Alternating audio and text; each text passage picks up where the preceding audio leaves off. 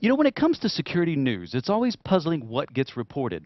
As viewers of this show, you know there's a very regular rhythm of security issues that are always bubbling just below the surface, and it takes something truly profound to grab the public's attention. Well, one new threat making the rounds did have the right mix of ingredients last summer: Stuxnet. I mean, it makes sense, right? Computer attacks, nuclear power, foreign governments, sabotage, spy versus spy. But how much of it is real? Enough to say it's a sign of the times. Now, as with all good threats, the details will continue to evolve, but I do think that there are 5 items worth paying attention to here. The first one, non-trivial distribution.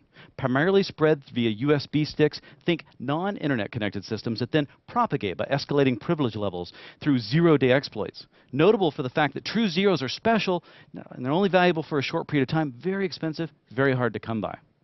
The next one, sophistication. This is an intelligent worm, initially targeting Windows computers, where it even installs its own drivers using a stolen but legitimate certificate. The offending certificate gets revoked, of course, but then another one gets added within 24 hours. Our third point, modular coding. This thing can get new tires while still on the road. Multiple control servers, first in Malaysia, then Denmark, now more, including peer-to-peer. In fact, when two run into each other, they compare versions and make sure that they're both updated. Fourth point, unique targeting. Windows is just the intermediary, the friend of the friend. Stuxnet is looking for a particular model of PLC, that's Programmable Logic Controller, which is technically not SCADA as it's often reported. These are small embedded industrial control systems that run all sorts of automated processes, from factories to oil refineries to nuclear power plants.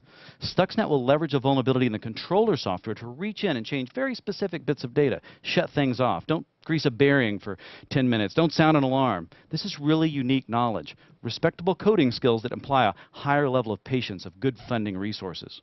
Our final point, motive. Stuxnet does not it does not threaten, it performs sabotage. It really has no criminal focus. It does not spread indiscriminately or steal credit card information or login credentials. It does not recruit systems into a botnet. It targets infrastructure, our most essential necessities like power, water, safety, and much, much more.